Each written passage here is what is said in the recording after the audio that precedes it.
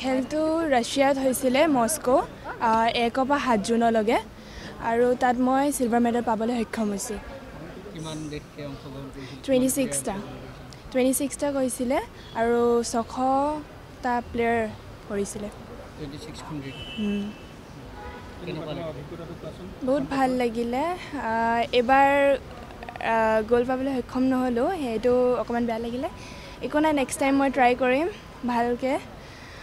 ভাল লাগিলে যাই মস্কো। অসমৰ পৰা কিমানজন গৈছিল? অসমৰ পৰা 6 জন গৈছিলে।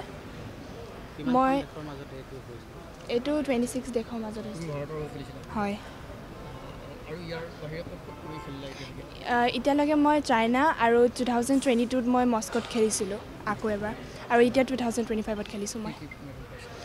মই চাইনাত চিলভাৰ পাইছোঁ, এতিয়াও চিলভাৰ পাইছোঁ।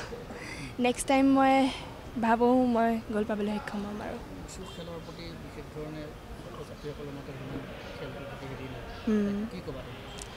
উচু খেল সেইটো এটা চাইনিজ মাৰ্চেল আৰ্ট হয়।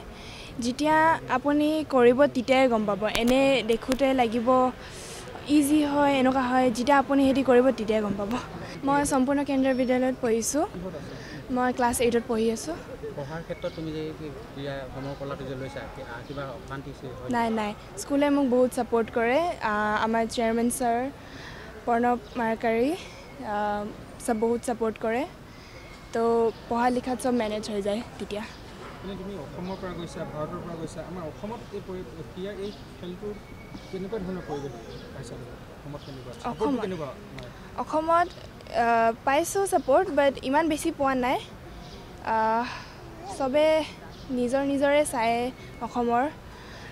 একো নাই, ছাপোৰ্ট পাইছে, এনেকুৱা নহয়। খেলিছোঁ। চৰকাৰৰ পিনে পৰা মই নামটো সৰ্বানন্দ ছাৰক ল'ব বিচাৰিছোঁ। তেখেত মোক বহুত ছাপোৰ্ট কৰিছে। চৰকাৰৰ পিনে পৰা ইমান বেছি পোৱা নাই, বাট সৰ্বানন্দ ছাৰে দিছিলে। বাকীলৈ অশেষ মই ধন্যবাদ জনাইছোঁ মোৰ ছোৱালীক ইমান মৰম আৰু আশীৰ্বাদ দিয়াৰ কাৰণে।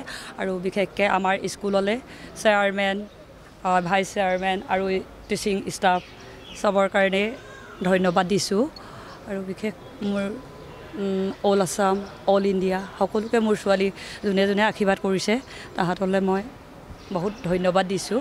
বিশেষকৈ আৰু সৰ্বাদালৈও বহুত ধন্যবাদ দিছোঁ মিডিয়াৰ যোগেদি।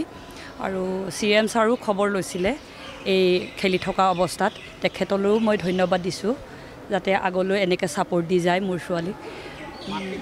মাতৃ হিচাপে মই গৌৰৱ অনুভৱ কৰিছোঁ। তাই যেনেকৈ কষ্ট কৰিছে তেনেকৈ আজি সফল হৈ আহিছে। এনেকৈ যে আশীৰ্বাদ কৰি যায় আপোনালোকে। নমস্কাৰ, মোৰ নাম মমী কছাৰী। মই কাশ্যপীৰ কোচ হয়। সৰুৰ পৰাই মানে তাইক শিকাই আছোঁ। আৰু আজি তাই কেইবাবাৰো নেশ্যনেল ইণ্টাৰনেশ্যনেল গৈছে। 6 টাইমছ নেশ্যনেল মেডেল পাইছে, 3 টাইমছ খেলো ইণ্ডিয়া আৰু 3 টাইমছ ইণ্টাৰনেশ্যনেল পাৰ্টিচিপেশ্যনত 2বাৰ মেডেল আনিছে, চিলভাৰ 2বাৰ মেডেল আনিছে। আৰু তাই এবাৰ এছিয়ানৰ কাৰণেও ট্ৰায়েল দি আহিছে। এতিয়ালৈকে আশা কৰিছোঁ তাই পাব বুলি। বাকী স্ক'ৰিং যেতিয়া আমাৰ চাৰ্কুলাৰ ওলাইছিলে 8.70 আছিলে চাগে। 8.70ৰ ওপৰত যদি হয় তেতিয়াহ'লে এছিয়ান চেম্পিয়নশ্বিপৰ কাৰণেও চিলেকশ্যন দিম বুলি কৈছিলে। তো সেইমতে আমি ভাবিছোঁ যে তাই পাব লাগে বুলি। কাৰণ কেলৈ তাই 8 পইণ্টৰ ওপৰত আছে, 8.7, 6.5 নে কিমান তেনেকৈ আছে। চ' আমি আশা কৰিছোঁ এছিয়ান চেম্পিয়নশ্বিপতো তাই চিলেকশ্যন পাব বুলি। আৰু যিহেতু তাই ট্ৰায়েলো দি আহিছে, এতিয়া আৰু কেইদিনমান আছে আৰু।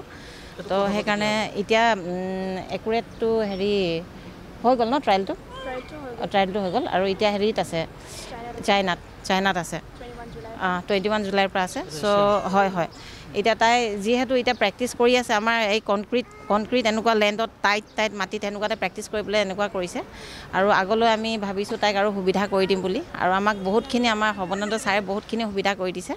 আগলৈ আৰু কৰিব বুলি ভাবিছোঁ। যদি কৰে তেতিয়াহ'লে তাই আৰু ওপৰলৈ উঠিবলৈ সক্ষম হ'ব।